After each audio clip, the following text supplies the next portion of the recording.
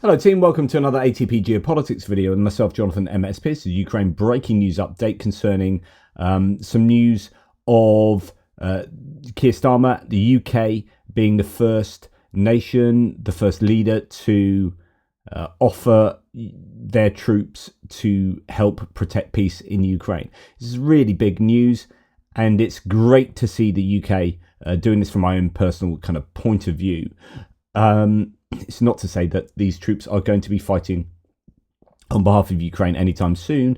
This is much more to do with a peacekeeping force after a deal and some kind of ceasefire is in place. But Keir Starmer today wrote in the Daily Telegraph, so interesting, choosing a right-wing newspaper as a centre-left leader to do that. So I think that's probably a sensible decision. If I was to be not critical of Keir Starmer, if I was to do a bit of both sidesism, I would say that this is quite canny, a canny political move, because actually this is fairly inevitable. Most of the major European nations are probably going to have to be providing troops to do this. So what Keir Starmer's done is he's made a calculation, I think, and I would have done this, which is, you know, we need a bit of positive PR for the Labour Party in the UK, who would be thinking, his team would be thinking. And actually, we could get ahead of the curve here. We can beat the other European nations, a bit like we did with Challenger tanks. And we could offer ourselves as a first nation to provide troops on behalf of, well, a peacekeeping force for Ukraine. And given that it's an inevitability anyway, we might as well announce it as soon as we can to get that kind of the international props.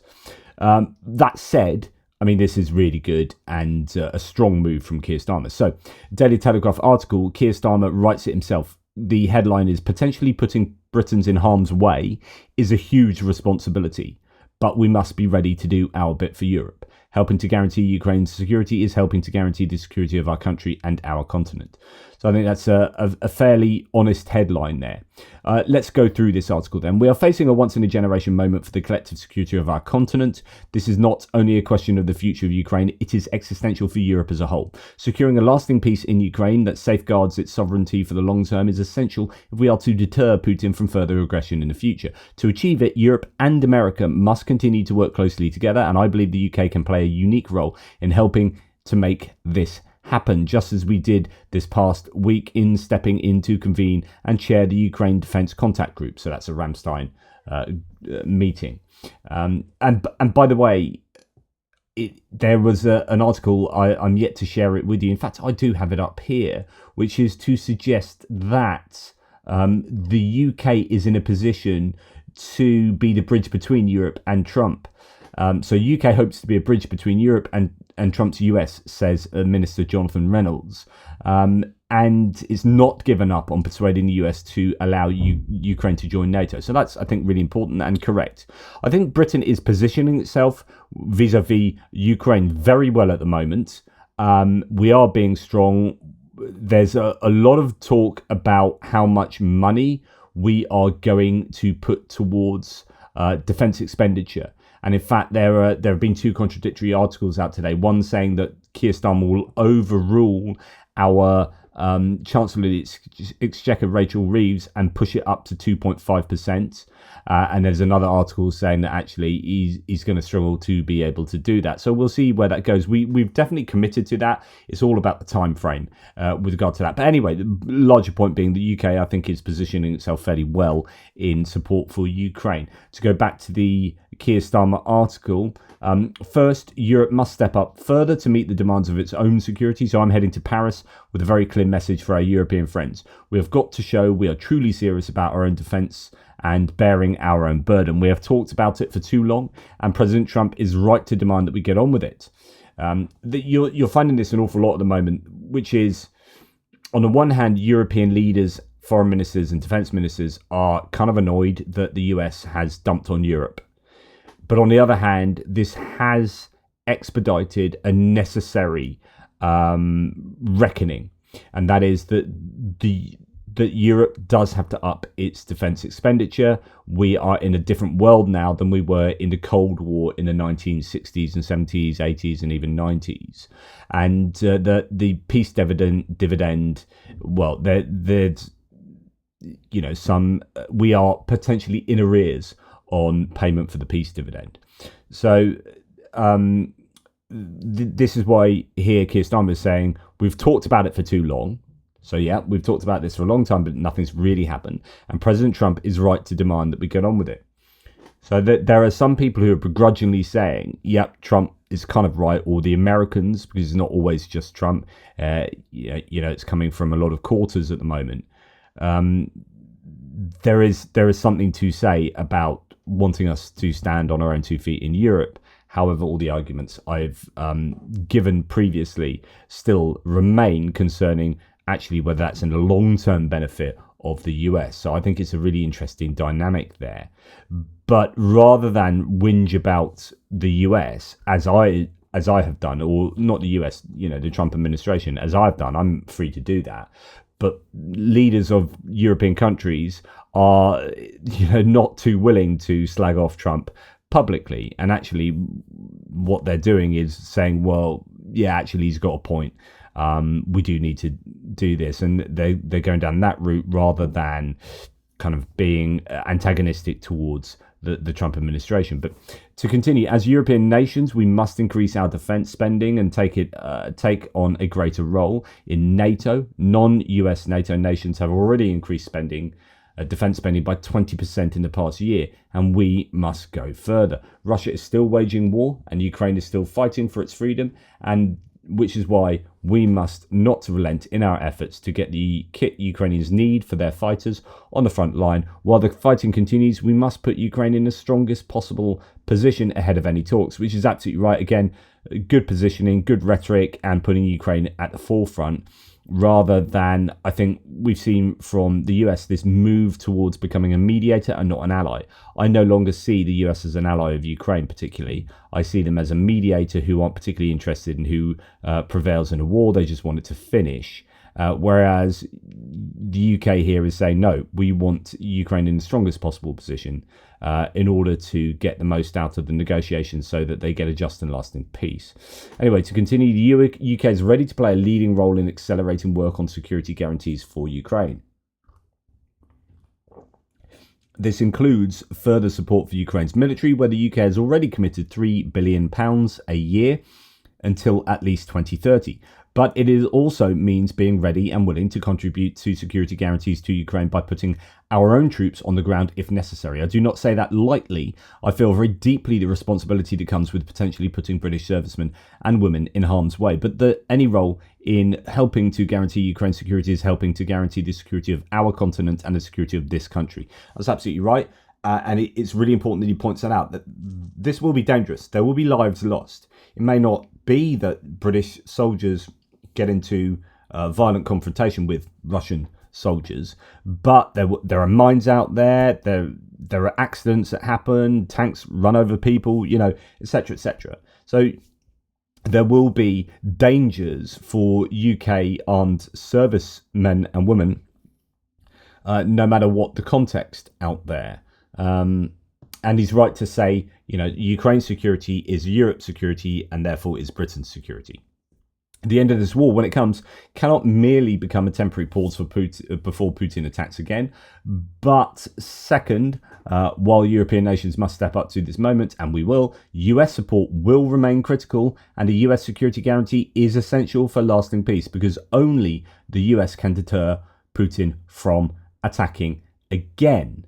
So I will be meeting President Trump in the coming days and working with him and all our G7 partners to help secure the strong deal we need. This is really important. So this is Keir Starmer actually being rhetorically strong on the US. The caveat attached to this is that Trump said the other day, yep, Keir Starmer has given me a phone call. We got on really well. He's going to come over to speak to me in the White House. But then he says, but I don't really know what we're going to talk about. I don't know why he wants to see me type thing. Whereas Keir Starmer's got a very strong sense of why he's going, which is actually it's about Ukraine and keeping Ukraine at the forefront of US geopolitical agenda. But Trump, I think, still, I don't really care. I'm going to do what I'm going to do. So there's an interesting dynamic there. We must be clear that peace cannot come at any cost. Ukraine must be able to must be at the table in these negotiations, because anything less would accept Putin's position that Ukraine is not a real nation. So yet again here we've got Keir Starmer going against the American position. So he's saying, look, the US needs to be providing security guarantees for Ukraine. It needs to be essential, play an essential part in lasting peace. But we need Ukraine at the forefront, and Ukraine must be at the table in these negotiations, which goes against what the US is saying vis-a-vis Ukraine and Saudi Arabia, where the US is hoping to start negotiations off with Russia without Ukraine there, without Europe there. President Zelensky, he continues, and the Ukrainian people have shown that the most extraordinary resilience and made such great sacrifices in the defense of their nation. We cannot have another situation like Afghanistan, where the US negotiated directly with the Taliban and cut out the Afghan government. I feel sure that President Trump will want to avoid this too. Again, some pertinent references there. While NATO membership may take time, we should continue to support Ukraine's irreversible path to joining the alliance. So again, this is Keir Starmer being strong against the prevailing winds from the United States, where they have said, actually, Ukraine won't be able to join NATO. They've rode that back a little bit. I mean, that's what Peter Hegseth said, and then came out and kind of changed his tune on that. But this is the UK being, I think, saying the right things here to the US. So he finishes, we should also show greater strength in applying economic pressure. Putin's economy is feeling the strain. He is worried about the energy revenues and his financial sector. This is super important, because the biggest thing I've been worried about has been the US taking its foot off the economic neck of Russia, because Russia is in dire straits at the moment. So this is a very well constructed piece in the Telegraph, because it is hitting all of the notes that need to be hit. And this is speaking, has an audience. This is not an audience for the British people. I mean, it's to some degree. But I think the audience here is the United States, is the Trump administration. So working together, the US, Europe, and all our G7 allies should seek to go further on the oil price cap, the shadow fleet, the sanctioning of oil giants, and going after those banks that are enabling the evasion of sanctions. Absolutely correct. These crucial days ahead will determine the future security of our continent. As I will say in Paris, peace comes through strength, but the reverse is also true. Weakness leads to war. This is a moment for us all to step up, and the UK will do so because it's the right thing to do for the values and freedoms we hold dear, and because it is fundamental to our national security. So, my opinion, and I'm not a Labour guy. I know some of you think I am. I am a centre-left guy. I basically vote for anyone but Tories. I'm not some kind of Labour lover or anything, but I do think Keir Starmer has done a good job here, has been politically savvy, got ahead of the curve, and also said all the right things in that article, hit all the right notes. So I'm particularly pleased from a UK point of view that this has happened today. And it's not too risky in a sense. Like, this is inevitable. We are going to have to provide peacekeeping troops. Europe is going to have to provide peacekeeping troops for Ukraine at some point. It's inevitability. So you might as well come out and get all the plaudits for being the first person to, first leader to announce this. So I think it's politically pretty savvy, and he's done a pretty good job there. Let me know what you guys think. And of course, this is, and he talks about this in the article, but it's really all about the negotiations first. Once you get to putting peacekeeping forces into Ukraine, kind of all the hard work's been done, really, or should have been done. You should have hammered out everything. So really, the meaningful stuff is, what Zelensky and Putin can hammer out, and how long that will take. I mean, who knows how far away it is that the UK soldiers here and others in a coalition how long it will be before they end up in Ukraine. I am somewhat frustrated, and I know this will result in the death of Ukrainians, but I don't think Ukraine should be rushed to. So Trump today has announced that there should be a ceasefire by Easter. That's a very short time period. And as we heard from Edward Hunter Christie earlier, all the pressure has been put on Ukraine by the United States. The United States has put no pressure on Russia.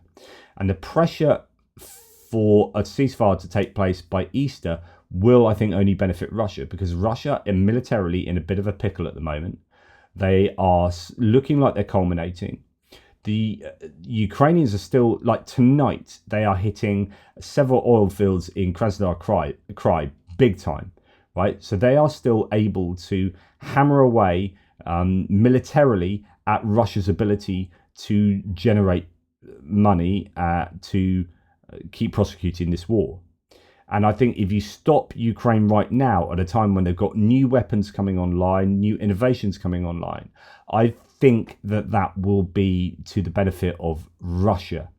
And I wonder whether that is some of the rationale that's underwriting Trump. I don't know, he just seems rather pro-Russian at the moment, underwriting his demands to get this sorted out as soon as possible. Because as soon as possible, I think helps Russia more than it does Ukraine. I think if Ukraine can continue this war for another 6 to 8 months, then they will actually be in a much more commanding position on the battlefield. As long as those sanctions still remain in place and the aid is still coming through for Ukraine, then they will command a much better position on the battlefields in order to command a much better position in negotiations.